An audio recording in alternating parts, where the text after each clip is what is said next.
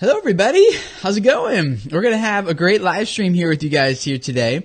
We're going to be talking about getting started from the very beginning, growing a YouTube channel from scratch. And I'm looking forward to this conversation with you guys today because I know a lot of you guys are in that position. And when we do these live streams every Monday morning at 1 p.m. Eastern time, a lot of the questions revolve around that thing, and so I do like to keep these topical. I like to kind of keep things on track. So those of you guys who are watching the replay of this later, that there's like consistent value coming for you, you know exactly what you're going to get. And this is like, a good place for you to hang out and maybe even watch on double speed. This is what I do on YouTube when I watch live stream replays and things, even most of YouTube in general, actually.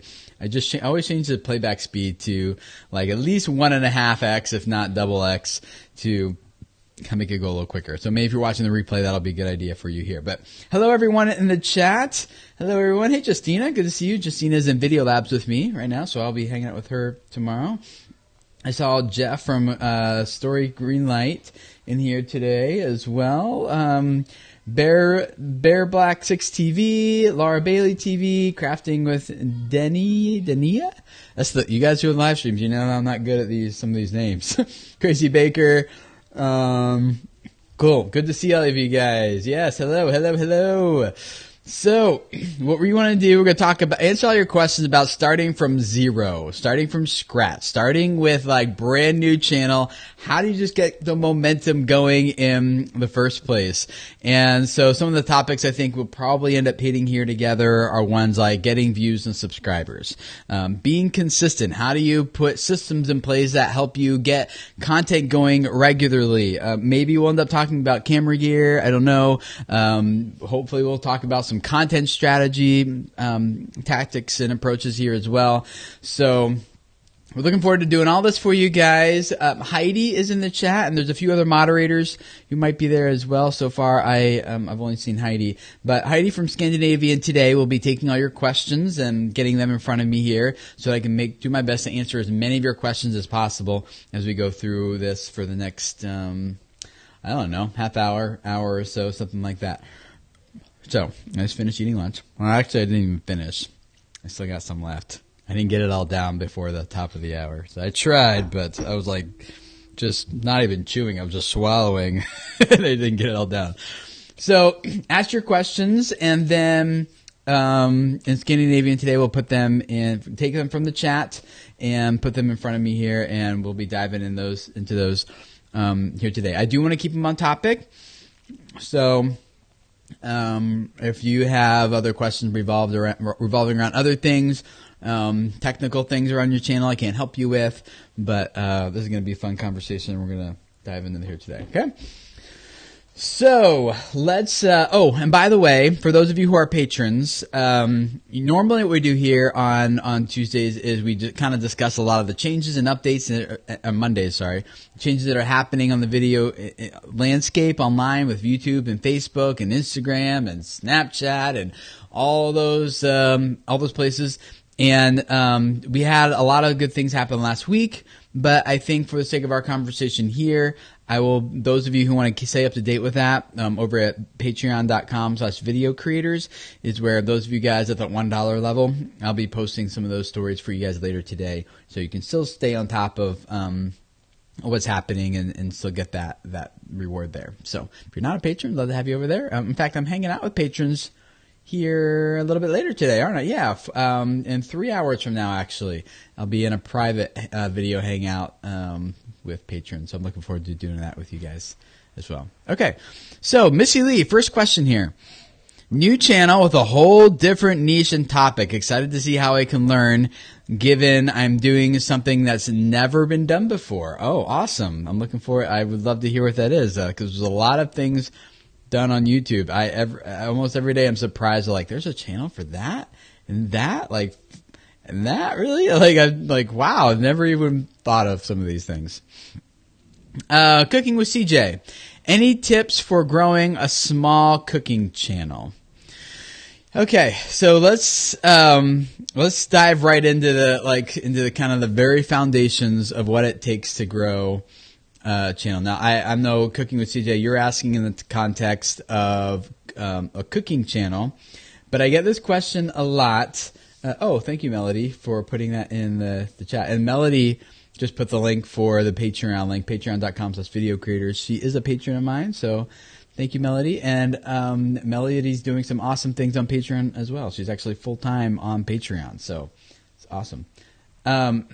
So a lot of people ask this question. Hey, Tim, what about growing a gaming channel? What about growing a cooking channel? What about growing like a vlogging channel? And what about growing a, I see Jazzy Puppet. What about growing a puppet channel or a barbecue channel or like, and I understand where it's coming from. It's kind of easy to start thinking that like I am doing something unique and specific that requires its own set of rules, its own set of like advice, its own set of strategies in order to grow this thing.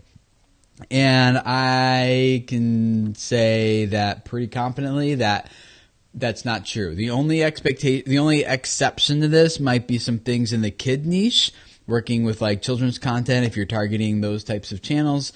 But for the most part, all these channels kind of work the same way, whether it's cooking, vlogging, gaming, like beauty, makeup. I'm looking at some of the other guys in the chat right now. If you have brewing channels, food channels, animation channels, like this principle, weight loss channels, everything is, all this applies. Okay. So there's nothing that's going to like change from that drastically. It really comes down to how well you figure this stuff out for your channel. The first thing, and I see a lot of good questions, so I'm gonna try to not camp out on one question too long. Let's see if we can do like rapid fire type stuff here, so I can help as many of you guys as possible. One of them, the principles, is you need to know exactly who your target audience is. That is, who are you going after? Whether it's gaming, whether it's cooking, whether it's brewing, whether it's gardening, whether like who is the most ideal subscriber for your channel, number one. And then number two, what value are you going to bring to that person through your channel? The value proposition. Why should they subscribe? Why should they care? That's why we subscribe to content, because someone's making content that we care about. If it's in the sense of vlogging and gaming and entertainment stuff, a lot of the times that's a high relational value.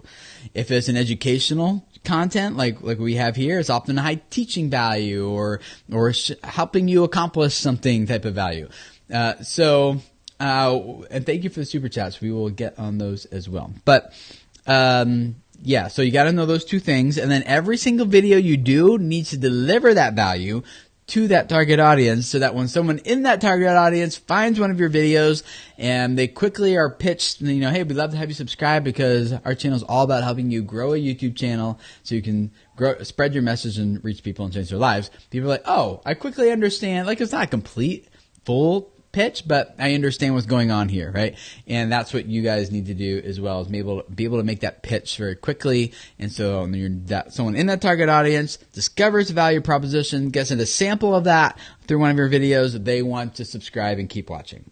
Okay, so that's to answer your question. On a cooking channel, that vlogging, gaming, whatever, that's all that applies. All those things. Okay, I hope that helps Cooking with CJ. Let's see here. Let's do the super chat from Lemon Andrews. Thank you, by the way. If our channel gets suspended for no reason no reason in the initial stage, should we try to get our channel back or make a new one?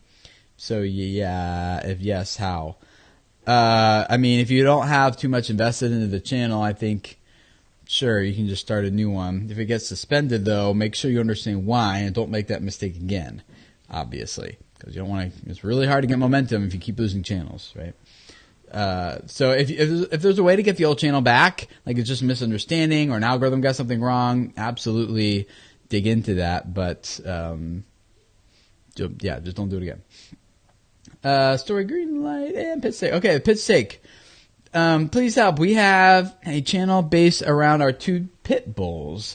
I have 5 videos and deleted them back. They were all wrong. We're trying to revamp. A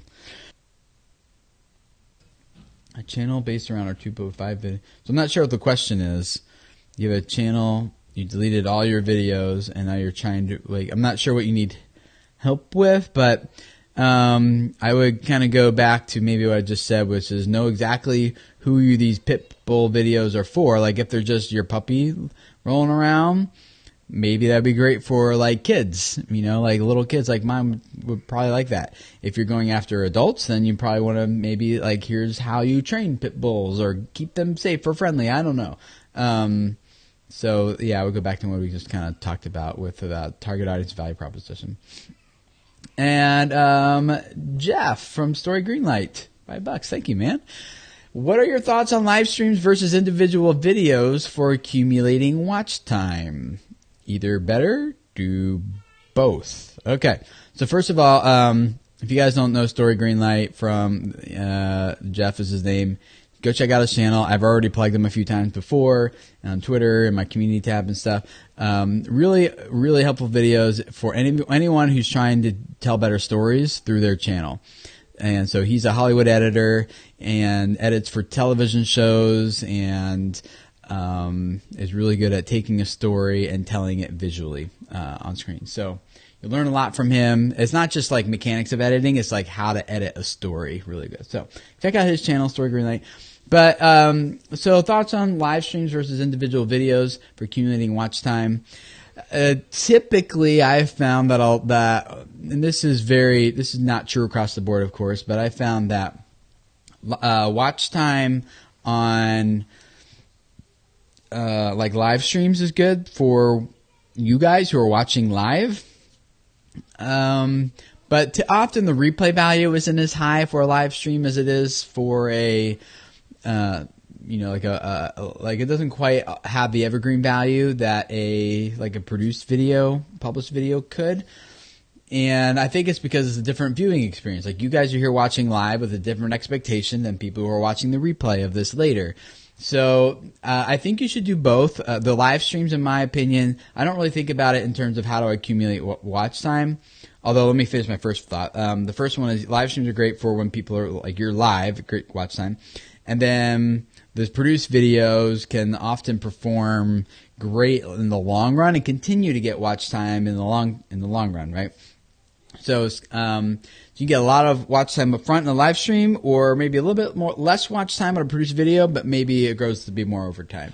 So I think you should do both, and that's not true across the board. There's some like fitness channels, for example, who live stream their workout routines, and those have tremendous replay value and still do just as good in the long run. So it's not like an exact answer. It's just like the way it works on most channels. I think of live streams more as like the community development side of how we're going to like grow the know, like, and trust factors and make it interactive and things like that. And then see the produced videos more like the discoverability type of angle there. So hope that helps, Jeff. Cool. Thank you. Let's see. Hunter James, could you help me reach Tim with this question? Yes, she did. Thank you, Heidi. Would it be okay for a creator like me with more than 100 subs to start beta testing other social media platforms, or 100 plus subs? Good question. Okay, Hunter James. Great question. So what I want to be careful that you don't do is spread yourself too thin. There's a lot of lessons to be learned when creators are just starting. Have you guys seen my first video? It's terrible. Here, I'll bring it for you, put in chat. You can see what my very first video looked like. And the reason I'm going to show this to you is because when you're first starting out, when you're first starting out on YouTube, it's very, like you feel like your content's awesome. And you feel like the only thing that you're missing is exposure. Like if you just had the exposure you needed, then your videos would take off, right? That is almost never the case. Here, I'm copying the link for it right here. And I'm going to put it in the chat for you guys over here. Type up my very first video. All right. There you go. So you can check that out if you want. So that's never the case. So if you have like, from the amount of energy it takes for you to like promote your videos everywhere, I would rather you put that energy into just learning the lessons of how to make better content and deliver the value you want to deliver better to that audience. So to answer your question, I'm taking too long with this. To answer your question, yes, it's okay for you to start testing other social media platforms, but I just don't want you to like invest too much in like all these different platforms and then end up like getting no traction anywhere. So I think there's something to be said for intense focus on one platform for a period of time, get that working, and then take some of those lessons that you learned about what's working and then apply it to another platform. I think that's a better use of your time, I think, than trying to just kind of like, can I get traction here? Can I get traction there? Develop the content, make it better, and that'll work better for you in the long run. Is my answer to that. Okay. Avon and Kevin, $5. Thank you. We have a couples challenge vlog channel with 3,876 subscribers with a few hit videos with over 100,000 views, but had to break because of work. How do we grow again? Yeah. If you have, I'm not sure, like some of the questions I'd want to know is how long has the break been? How engaged with the audience before the break? How many of those new subscribers came since the break and haven't seen any new videos from you? There's a lot of things to consider there. But the answer to the question, how do you grow again? It's about just starting and getting, think of it kind of like if it's been a long time, think of it like you're starting all over, but you kind of already have a boost of some people who will probably remember you. You'll also see a high unsubscribe rate at the very beginning because people haven't seen you for a while and they're like, why am I subscribed to this channel? They'll unsubscribe. Don't take it personally. Just know it's going to happen. But that's, just know that that's kind of coming. So, getting started again, just start, just do it, be consistent, and like you would, like if it was a new channel. The Fireo Network. My 2 kids and I post to our channel every Tuesday, Thursday, and Sunday, and interviews every 2 weeks on Fridays. Is this better than having individual channels? So I wouldn't think about like having individual channels. I would think of it more as, is this the same value we're delivering in all these videos to the same target audience? Because if it's not, then yes, you do want to make sure, like each channel should have a specific value for a specific audience. Now you can have potentially 2 different values for one audience on one channel. I haven't seen that happen very often. But I would then encourage you to find a way to taking these 2 values, and is there something in common that ties them together, like a through line or a thread that ties those together, that is the actual value that you're actually providing. And then you can do both of these because they both make sense now to the audience.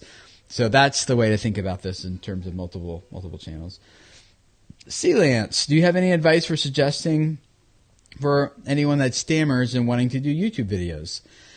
That's a good question. So I don't know how many of you guys watch my family's channel at youtube.com/shmovies, but my 2 of my kids have some speech things that we're working on, and they're on YouTube, and no one seems to bother or mind or care how they pronounce their R's or kind of like some stammering things like that. I didn't do that to make fun of you, actually. I really honestly just did that to myself. Like if we have some of those things going on, and so we put that on other kids, so maybe it's different if you're an adult, but if that's something that you don't want to put out there, maybe a few ideas would be to do voiceovers. And then, like showing visually something on screen and just doing the audio underneath and just editing out the stammering if that's possible. If it's not possible, then you could write the scripts, and if you don't want to put your voice on, you could have someone else read the scripts for you. A lot of voiceover people out there would be happy to do that. And really, what it comes down to is kind of the limit of our own creativity. So there's a great example I like using for this type of stuff is, Tommy, what's his last name? Tommy, I gotta check my text messages. Tommy, Blind Film Critic is his channel. So if you look up Blind Oh, Tommy Edison. Yeah, or the Tommy Edison experience also. He's blind, legally blind, been blind since birth. He's never seen before, and he's a film critic. So he wants to like review movies, but he's blind and can't watch them. So if there's anyone who can overcome that, he's doing great on YouTube, hundreds of thousands of subscribers. If there's someone like that who's blind and makes YouTube videos, like I think he's found some creative ways to get over that. And so he's a really good example of someone who's like, I'm not going to let this physical barrier block me from what I want to do. I've never even seen a video. I've never seen YouTube before, but I want to make videos on YouTube, right? It's awesome. So go check him out if you want some inspiration, but that might be a good place to start. All right. Good. Wow. Lots of good questions. I need to go faster here, don't I, with you guys? Okay. So answer this one, answer this one. Okay. Thank you for the $2 super chat. I know you couldn't leave a note with that at that price range, but I really do appreciate that support. Okay. Blair, Gubernath. My question is it too niche down to market to the over 50s and overweight? Absolutely not. That's not, I mean, I don't think that's too niche at all. Working with a channel in the previous session of Video Labs, who was targeting 50+ year old women, and went from 400, came into Video Labs with about 400 subscribers, and now I think she's well over 4,000 subscribers. So, and growing very quickly. So you can definitely reach that niche on YouTube for sure. Mason Jones. My name is Mason Jones. I'm starting from scratch literally today. Oh, wow. Well, welcome. I have all ideas and thought processes on how I'm going to do it, just not right equipment yet. Any ideas? Yeah. So, there's a lot of videos on YouTube already about, beginner equipment. I have a few on my channel. If you want to see some of my gear that I would recommend, just search my channel for, what should you search for? Let's see here. It's called gear, maybe. You guys know how to search a channel?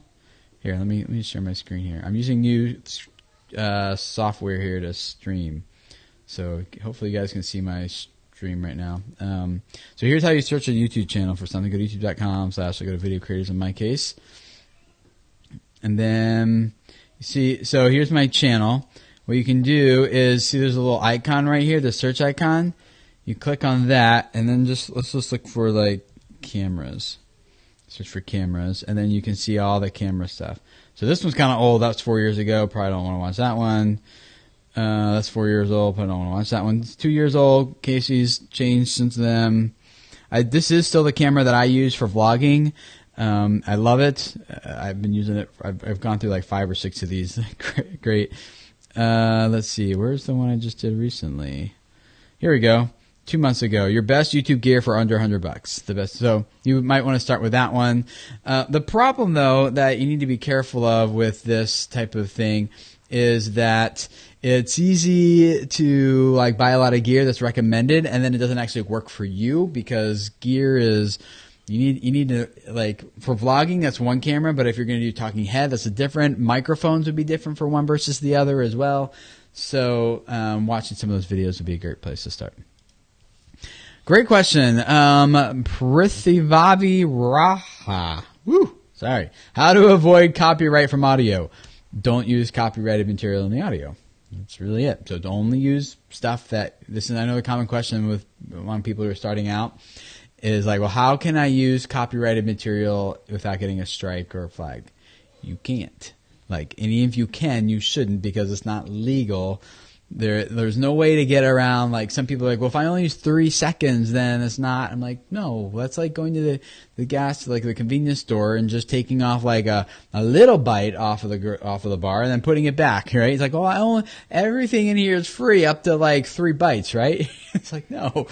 So, yeah, just don't use, or same question here from Karen. Yeah. How can you make a video regarding utilizing copyrighted song and not get your video taken down?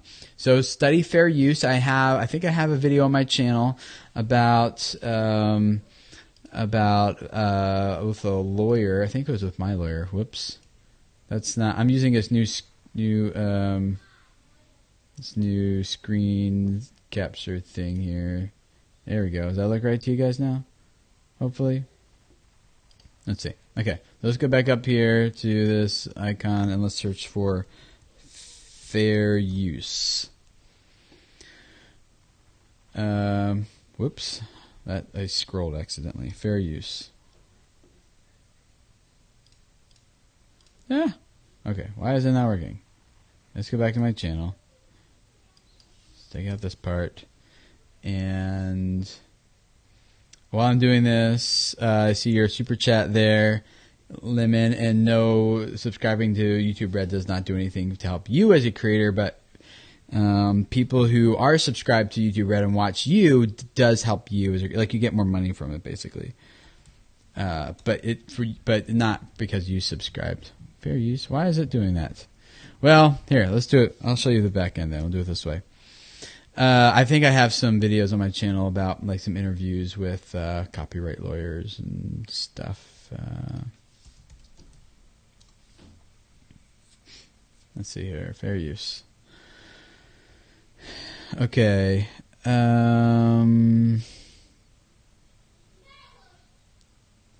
When is it legal to use copyrighted music? That might be one worth watching.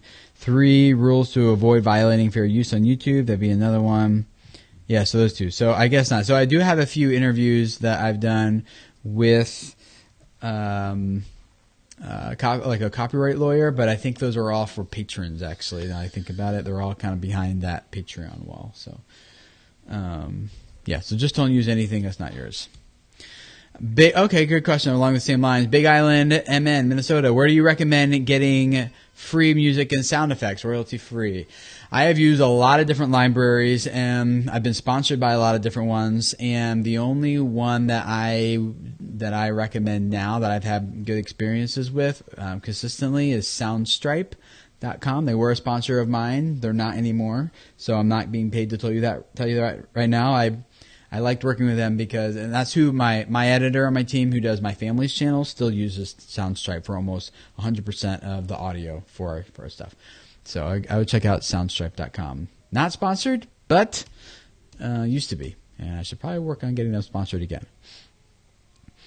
Let's see here. Jasmine, how can I promote my video? Hence, I don't have a ton of followers on Instagram, and I have a very small family.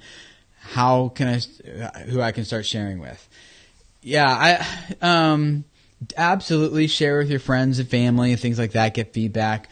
But if you're really going to start growing on YouTube, the way to really start growing that the fastest. Oh, thank you, Harley. Yes, you're right. Harley in chat just said that the copyrighted interview, there is one on about using fair use on the Video Creators Podcast.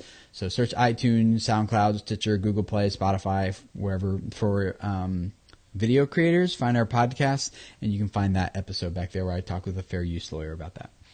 So Jasmine, the way you're really going to grow this is not by getting friends and family. I mean, that's certainly a great place to start. The effort there is very minimal for the reward that you can get. But YouTube, here's the thing. YouTube wants to promote videos that people want to watch. YouTube is looking for 3 things. I'm going to get a little teachy here for a second. But they want to know what videos bring people back to YouTube. And those are the videos that often then go to the homepage. They want to know what videos do people watch when they're here, and that's measured in watch time. And then they also want to know what videos do get people to watch more content. Those are the videos those are the 3 goals YouTube has. What gets people here, what keeps them here, and gets them watching as many videos as possible, getting them to spend as much time on our platform, seeing as many ads as possible, right? That's their goal. So if your video helps YouTube with those 3 goals, then they will promote you and surface you in more places. So that's when you're really going to start to see the big growth that you really want to experience, is when that happens. And so that's more about optimizing the storytelling and making sure that the hooks are good and that you're doing a good job at delivering the value that you want to present to that target audience. That's when you're going to start seeing the growth. So I would focus less on like making it your responsibility to try to promote these, because YouTube does want to promote these. They just want to promote stuff that's proving to work. And if YouTube's not promoting your content yet, then that means there's other videos that are proving to work better than yours right now. So don't take it personally. Just be like, okay, so I've got more learning and growing, and I've got more challenges to face. Anything that's worth doing is going to take hard work, right? So that's, I would focus that attention on looking at your audience retention graphs and how do I make these better and how can I improve this and how can I just do the best job possible. And sometimes you're like, I think I already am. And right now, I know you think you probably are, but take it from me as done it myself for 12 years, as well as working with many other creators. As you continue to do this, over years and years, you'll find the better ways to do this. I've been doing this for 12 years. I've been doing video creators full-time now for 5 years, but even before that, I was full-time working with other companies, helping them with audience development on YouTube. And I can say even looking at video creators, like what I was doing 5 years ago on this channel, is not what I've been doing for the past few years on this channel, which is no longer what I want to keep doing going forward. I keep having new, better ways, ideas of how I want to deliver this value to you guys. So you've been seeing a little bit of that here lately with more storytelling type of stuff. Like we're doing interviews, but not like, give us your 3 tips for that and 9 principles to blah, blah, blah, right? Instead, it's, tell us your story. And I want to tell you guys stories in the context, stories that are not just educational, but also inspirational, motivational. And it's really hard to be inspirational, motivational, and just like a talking head type of video. So we've got some like short films even coming up. We've been some fully animated stuff, and I'm really excited about some of the things we got coming. So it will continue to evolve. It's just like do the best you can right now and keep doing that, but always being open to other ideas and how you can continue to do that better. Okay? So that helps, Jasmine. Christian Wedo. Is that how you say Wedo? I have a channel with different types of content. So I split the channel into 2 different channels. Kind of going back to what I was talking about before. Don't think about this in terms of styles. Think of it in terms of values for target audience. So the style doesn't matter. I just told you here on this channel, I used to do talking head videos, and we're doing interviews. I have short films. I even have an idea for a reality show that I want to do with creators. I've got like live streams. These are all different formats, but they're hopefully all delivering the same value to the same target audience. That's the way you should think about this. Less about style and more about value. So keep it all on the same channel if it's the same value for the same target audience. Chief Avalon, my gaming channel has 17,000 subs. What do you think about a separate vlog channel for non-gaming content to make it more visible than in all the gaming? So a separate vlog channel, make it non. I think you can do vlogging, but on a gaming channel, I don't know that I would separate the vlogging onto another channel unless the gaming is like strictly tutorial how-to or something. Because a lot of times if it's just let's plays and things, it's often a pretty high relational value. So in that case, I would focus on like doing vlogs that also have that relational value going on too. But again, it doesn't come down to the style, it comes down to the value. So it's a highly educational gaming channel, you're teaching people things, then putting the vlogs on there might not make sense. You might want to have a different channel for that. Like I have my own family's channel. We're about to cross 100,000 subs actually, by the way. So in like the next week or 2, which is exciting. So we have that channel going, but that's totally different value. I would never, like, if I put those videos on this channel, you guys would be like, what? Right? So, it wouldn't make sense. So that's kind of the thing. But Curiosatory. Thank you for the $5. You guys are so cool. Thanks, Tim. I have to run the class, but how do I make use of and find creator communities like this one as I'm growing? There's a lot of good Facebook groups you can check out. I would recommend that you see. And you'll find like on Facebook, there used to be a lot of good forums, but now mostly that's shifted to being, it's mostly shifted over to being, Facebook groups and things. So you can find some good ones there. A day in the life of Mike. Thank you for the $10. I have 10,000 subscribers and lots of views on older videos, but I think I'm a victim of the system and I can't see the yellow thing. What's that? And the bell? It's blending in with the yellow background. How do I get them to view again? So I don't want to. It sounds like it's a vlogging channel with the day in the life of Mike. So, because this is kind of varies based on entertainment versus educational content. But the principle here is you have to continue to give them the value that they want in a format that they want to consume it. So, yeah. So the cool thing is if, like on my family vlogging channel, for example, there's some stories people care about more than others, which might be the case in yours. And you can get subscribers off of older videos that are performing well, but if the current story is not good, they don't engage. And you'll slowly grow your dedicated audience, which are the people who will watch every video you do. But your subscriber rate sometimes grows at a faster rate than that if you have some older performing videos.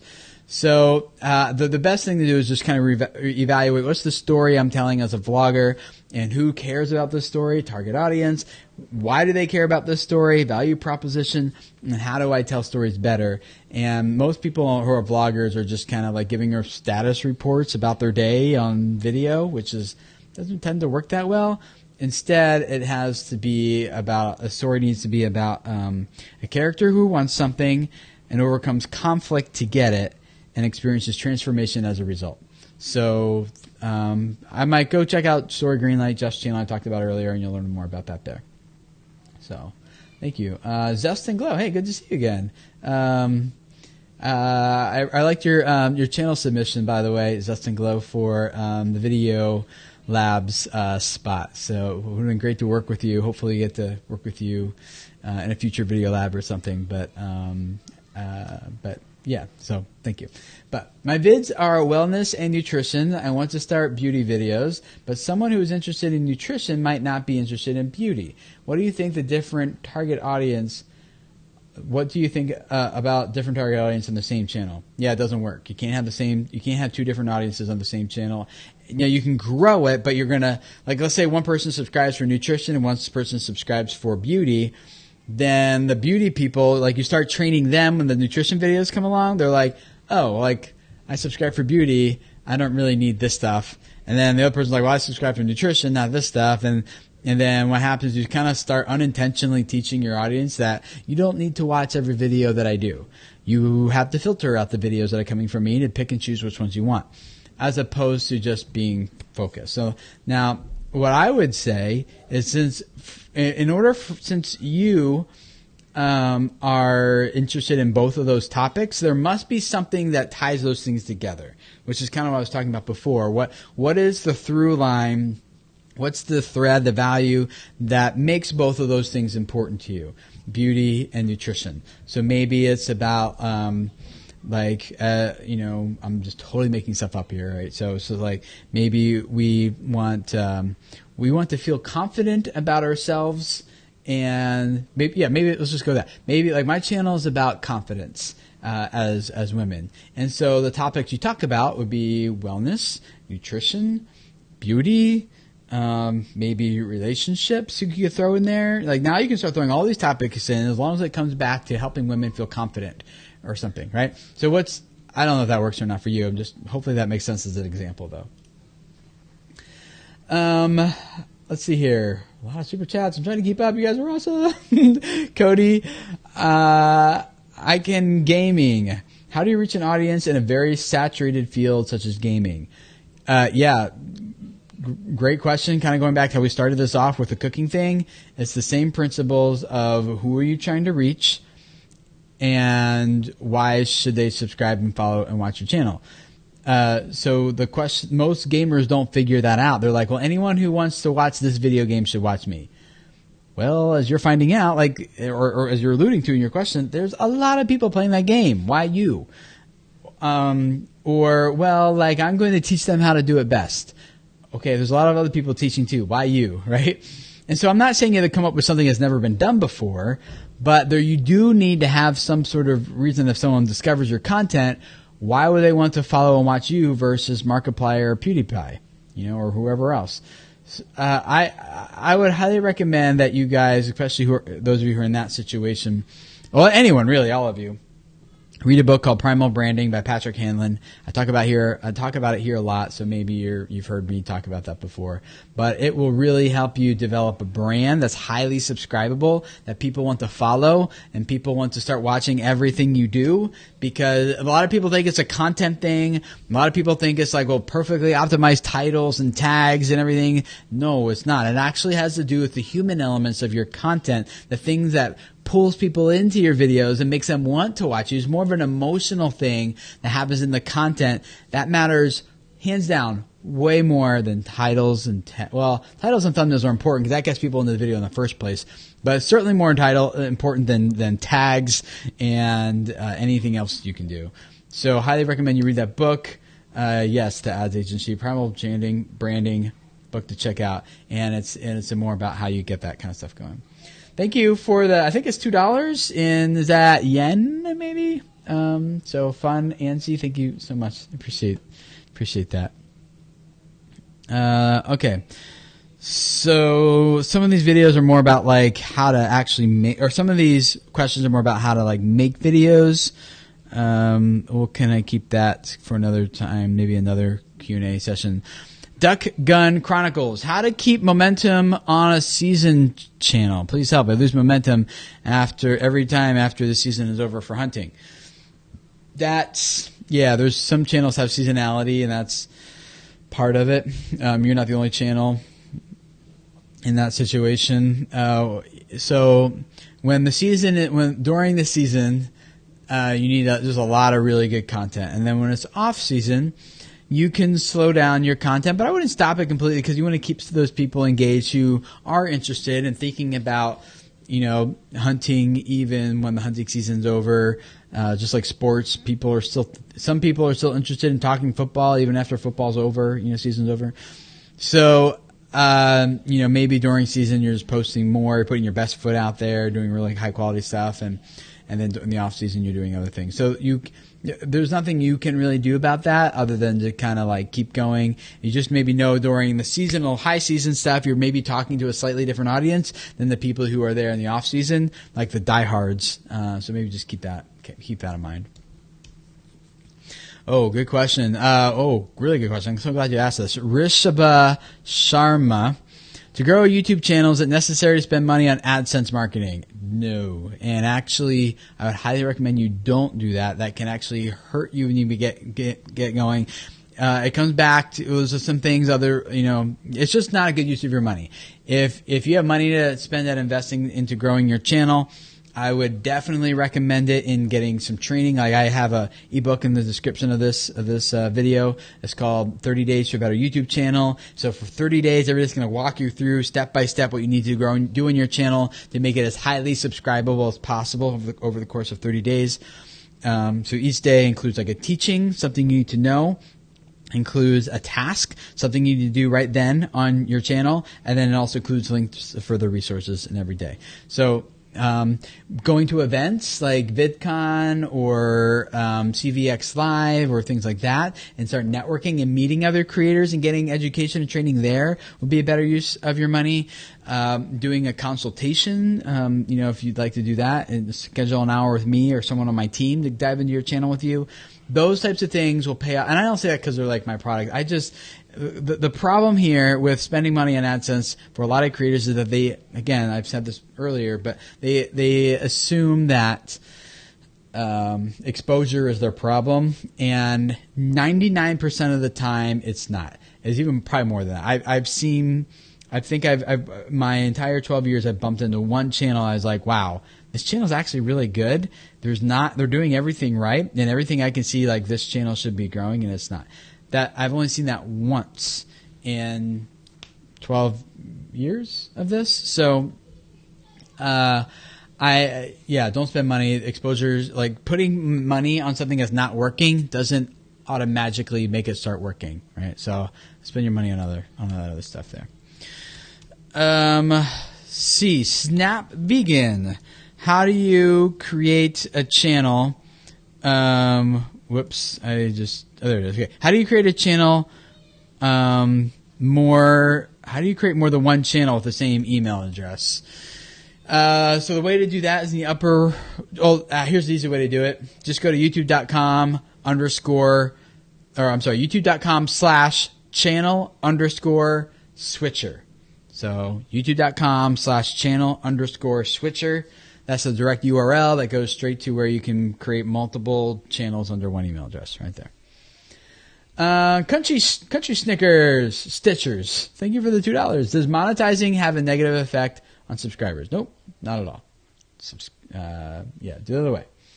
So, yeah, definitely monetize. Let's see. Dan Vask.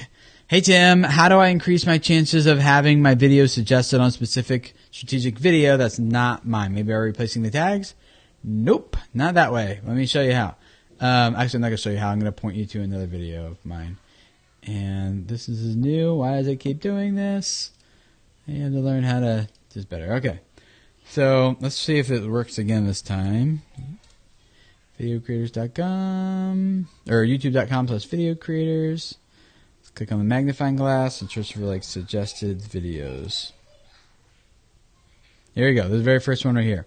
How to dominate suggested videos for millions of views. That's the video you want to watch. That's we'll show you kind of the principles of how ranking for suggested works. And I do recommend that those of you guys who are trying to grow your channel, this will be or should be a very significant part of your strategy for growth. Not search. This is like typically the least valuable traffic source from an average view duration perspective. You'll get much the quality of viewer you get from suggested is much higher. So watch that video, and that's where you'll learn how to do that. So I think you'll get a lot from that. So all right, good question, Dan. Okay, so we talked about some of this stuff already. What if you're trying to make, this is from Myers Tech, what if you're trying to make quality content? How do I get people to view my content? Yeah, that's what we kind of talk about. You're going to do, like, make really quality content that YouTube determines is quality and will surface it. And the way YouTube determines if it's quality is going back to the three things we talked about. One, does it bring people back to YouTube? Do they think, like, oh man, I really want to go and check out Tim's latest video? And then do they watch it when they get here? And then do they keep watching YouTube as a result? And that's what you're up against. Those are the things you got to do. So if that's not happening on your channel, that means there's not enough people yet who think that. And so YouTube will always be surfacing your videos and trying to experiment with some of them when you publish these new videos. There's, in fact, on your, that new metric that's coming out, which will show you the amount of impressions that you're getting, the clicks that you're getting and things, and that'll like prove to you like, yes, these videos are being shown places, but people either click and abandon very quickly, or they don't click in the first place because the title and thumbnail didn't accurately or do a good job at pitching value and things like that. So don't take it personally, and don't blame YouTube. YouTube systems are designed to surface content people want to see. So if things aren't going well, it's like make better content is the solution. And I know that's hard because you're like, well, I already feel like I'm making the best content I can. Great. Keep making it. Keep going. Keep learning over the course of weeks, months, years. You will continue to grow and improve, kind of like I was talking about in my own story, in my own case here at Video Creators.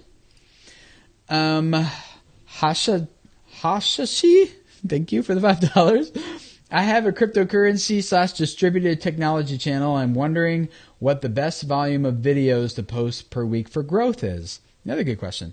Yeah, don't think about it in terms of like volume, like, because people are like, oh, well, I'm a vlogger, I have to go daily now in order to keep up. And there's some nice, good things about benefits of being daily.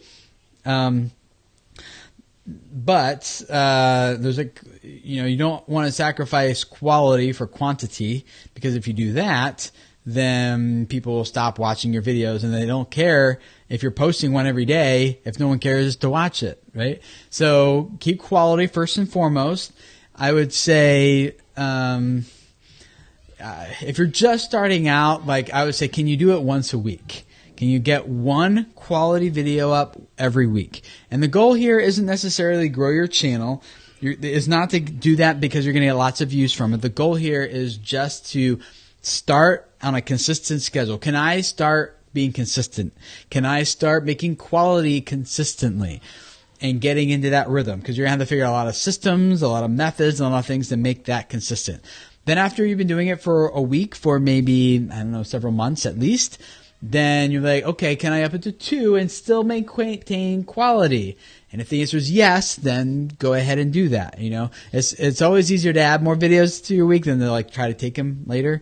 So, and then just burn out and crash and burn. So I would rather you start slow and grow slowly and make it sustainable and build this thing up like over time, as opposed to like just trying to spike to growth and then like you can't keep it up because you bit off more than you can chew, and then you get tired and then you get burned out and then you just crash and then you have no channel at all, right? It doesn't work. It doesn't serve anybody well, especially not your viewers and especially not you. Thank you. Who was that? Oh yeah, Lamin, again. Thank you. So where do you get all this amazing knowledge? It's from 12 years of being on YouTube, studying this like every week for years, and working with creators one-on-one and in consultations. I mean, this is what I do for a living. And now I get to work with YouTube directly on a lot of these projects as well, which is fun and a tremendous privilege. Oscar Brunn. Different is better than better, but that's from Sean Cannell's interview that we published last week, I think. Or no, that was Roberto's last week. 2 weeks ago was Sean. But I'm struggling on how to make covers and monologues unique without reinventing the wheel. So Oscar, without having seen your content, I don't have any practical examples, but where I would start would be going back to that Primal Branding book. And sometimes being different isn't enough either, because you can be different in a way that no one cares about. It's those primal branding elements, I think, is what's going to make you different and better. So I don't think you need to choose between the two. That's the type of stuff I would invest whatever it is, so $12 or something, into that book and read it. I wish I got a commission in that book. My gosh. Tim, I have Clovertack. Hey, good to see you again. Thank you for the $5. Tim, I have great loyalty, engagement, and support from subscribers. 25% of views are new, 75% are subs. Oh, good or bad thoughts? Thank you, sir. That's bad. And the reason that's bad is you actually want far more views from non-subscribers than from subscribers, which sounds backwards. Why would you want more non-subscribed views? Because that means you're getting discovered by non-subscribers. So if you want to grow your channel, you need to focus on those non-subscriber views. Yeah, so like on my family's channel, I'll use us as an example. On our family's channel, I think last time I checked, we had like 3% of our viewership was subscribers. I know when you're new, you focus on subscribers. You want to get that, but that's just a vanity number. It doesn't mean anything. Which is better? Let's put it this way. I think it makes sense. Would you rather have 1 million inactive subscribers, or would you rather have 100,000 active viewers? That math doesn't really work. I mean, that's actually common on a lot of channels. So, let's put it this way. Would you rather have 1,000 subscribers or 1,000 viewers? Like people actually watching your content, right? So the subscriber thing doesn't translate into a whole lot other than, it's valuable. There's more people who are potentially seeing your videos when you first publish them and giving you watch time, engaging. They're worth more typically from an average view duration perspective. So they're valuable. So I'm not downplaying them. But the focus on getting subscribers is not the goal. Focus on making a lot of discoverable content that will bring new subscribers and new people into your community at a higher rate. That's where I'm going. So it's not bad. It's good because 75% of your people are engaging with you, which is great. 75% of your views are coming from subscribers. So your subscribers are engaging, which is good. But you need more. You need more videos bringing new people in. Is what you need. Colossal, awesome. Hey, good to see you. Thanks for all you do, good sir. Keep on keeping on. Yeah, thank you. Good to see you too. Justin Glow again. Hey, for me, what links beauty, nutrition, wellness is feeling good, and that beauty starts with a healthy body and mind. I'll brainstorm with girlfriends or rethink a clear mission to present. Thank you. You're welcome. Yes, and that's exactly. I like the direction you're going is the right direction to go. That beauty starts with a healthy body and mind. That's a belief that you have, and that will make it easier for people who share that belief with you to become acclimated and want to, like, they will watch you versus any other beauty person because they share that belief with you. So, so having that belief in there is actually really, really good. I think it might work a little bit better if it's a belief that's like, you hear something, you hear it and you're like, oh yeah, that's true. I haven't even thought of that before. But now that you say that, yes, that's true. That's like, it's just, no one can argue with it. They just know it's true as soon as they hear it. Those types of things work the best. So saying that, feeling good and beauty starts with a healthy body and mind. I think most people would yes, I agree with that, but that's giving mental acquisition that that's true. But you want people to feel something I feel that that's true too, which you do, but it'll probably just require some wordsmithing and tweaking. But I that's the right direction. Masculine man. All right, I feel like I'm talking to my peers now. It's okay, you can laugh. I laugh too. When collaborating with another channel, is it best to drive the traffic toward a video that you just released or to a link on your channel? It depends on the collaboration. The video, either one could work really well. Yeah, it depends on the collaboration and the terms of the promotion, but either one could work just as fine. So, yeah, it's a good question though. Yeah, either one depends. I would craft the collaboration with a goal specifically in mind for what the end result is that you guys want. And do we want to, I have this really good video that converts people really well into subscribers. Let's do a collaboration that gets people to that. Yeah, that would be one strategy. Or just hey, I have a channel about growing your YouTube channel. Come check us out. That would be a different word. So either approach would work great. $20 from Jones Home Collective Inc. Thank you so much. I'm a realtor with 18 years Hollywood editing experience. Okay, cool. I make videos for the local real estate market, vlogs, and how to make videos for realtors. 3 audiences, lots of overlap. Second channel, you're awesome, Trevor. Okay. So you're teaching real estate agents how to edit real estate videos, is what it sounds like. That sounds like one channel to me. That sounds like one value for one audience. So if you're teaching realtors how to make realtor videos, then I'd say that's one audience. Yeah. Now, if you mean you're teaching, the vlogs thing in there, that doesn't quite fit. Yeah, that's the thing that might be a little bit weird. So if one channel is if the editing is educational, then put that on one channel. If the vlogs are more entertainment, then put that on a separate channel. Unless it has the same target audience and you're going to have the same value proposition, then you can keep the vlogs on there. But typically, if it's just hey, I'm a realtor and going to show this house today, let's go check it out, then that would probably be subscribe to you to be able to learn how to edit real estate videos. So that might not work as well. It depends on what you're doing with the blogs there. But, yeah. Okay. Simply Nothing. $2. Thank you. Shout out channel allowed in super chat in general. Sure. Yeah. I mean, I'm not going to start shouting at I've never seen your channel. I can't recommend it. But, I have been on other people's live streams where people do super chats just to get noticed and have people check out their channels. So yeah. Patty. Hey, Patty, $5. Thank you for all you share. I'm always learning more and more. Appreciate your time.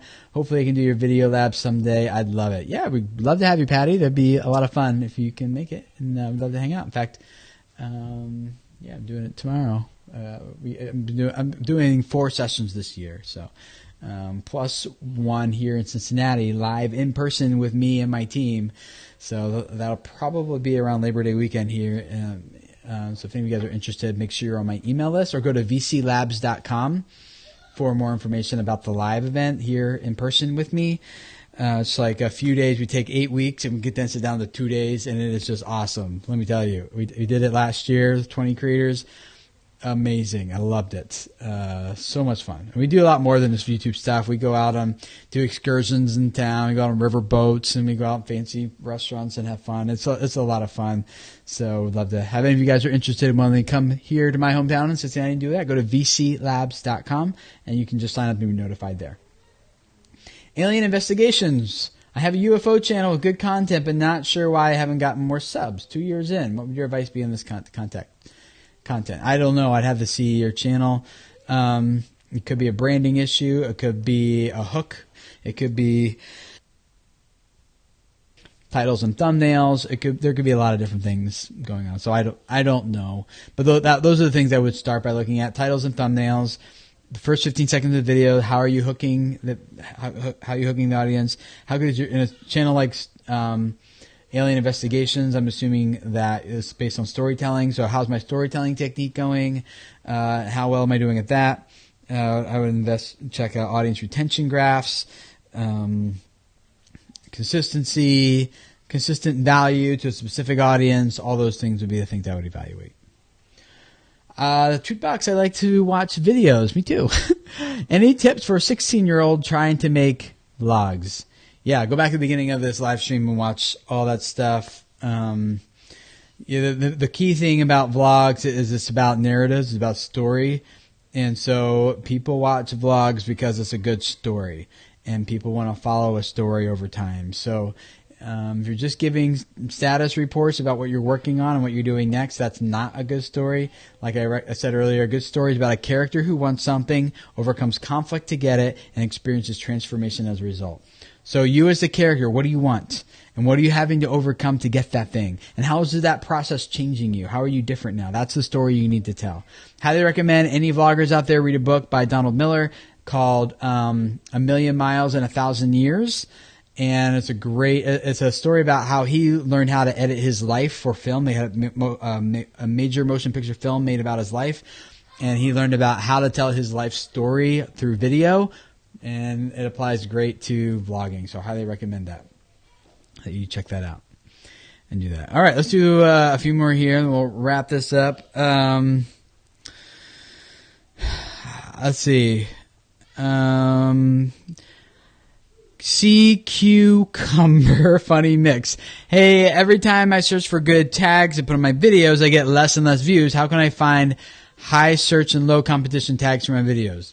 Wrong way to think about it. I know. Yes, I know. I'm going to contradict most of what the other YouTube educators that are out there saying, but I am telling you with 100% confidence that it does not work this way. This approach is based on how things worked like back in 2012. And even then, it kind of didn't even work that well anymore. YouTube is far more sophisticated right now than it used to be. So YouTube does not rank videos based on tags. They don't. They don't base videos based on like competition versus, and even if they did, like I said earlier, like trying to compete in search is like the lowest. I can get a lot of traffic from search, so don't get me wrong, and views. But in terms of, I want to look, where do I get the most valuable viewer from? And the most valuable viewer is the one who gives me the most amount of watch time. Okay, so in my YouTube analytics under traffic sources, it shows you exactly like the average view duration from each traffic source. Search is usually one of the worst. So I'm not against search. I think it makes great for a lot of people, but instead, like I want to search for the ones, like how do I get more views and how do I increase the traffic sources that are getting the most, that are doing the best from an average view duration perspective. That has nothing to do with tags, that stuff. So I don't want to like belittle like different tools you might be using that are giving you this information and the research. I commend the research that you're doing. I think that's great. The way I recommend that you think about this instead is kind of what I've been talking about. The value, who wants this? What's the value I want to deliver overall through my channel? And then think about it not in terms of tags and how much search volume something has and something else doesn't have. YouTube doesn't even, well, let me finish my thought and I'll come back to it. Instead, think about it in terms of topics. Not keywords, but topics. What topics is my audience interested in? What topics will fit under the value that I'm trying to deliver? The keyword matching stuff went away a long time ago, years ago. now there's something called user intent, which is like if you search YouTube for music videos, you'll more than likely see a playlist as a result for Billboard Top 100. Right? No keyword matching there at all. Tags don't match. It doesn't, like, you can't even have tags on a playlist. It's about the user intent. And so from a user intent perspective, you can see how a playlist for Billboard Top 100 is a good result for music videos. But there's no keywords or metadata involved. So Google can read at about a 6th grade reading level. So they're very smart, and I'll just leave it at that. I mean, it's just kind of a thing. For me, a soapbox, I see so many people investing so much time and money and stuff into that type of research. And I don't think, say, the research is bad, but come out with topics, not like exact, like, I'm going to make the same video 5 different times with like 3 different variations of the title to see which one clicks. It doesn't work like that at all. Okay. Tinyver, is that how you say it? Hey Tim, I have 1,000 in watch time and 135 subs, and YouTube cut my monetization when my AdSense was 80 cents away from my first paycheck. Still here. Thank you. Oh wow, you're welcome. Yes. Oh man, that's disappointing. But 80 cents. Wow. That's rough, dude. I'm sorry. But yeah, keep going. That's the right attitude. You'll get there. And it'll make that moment even more amazing when it finally happens. Santono Morisani, how to pass 60 subscribers. Yeah, it's the value proposition for target audience, deliver consistently over time. That's like that's kind of the formula there for getting that done.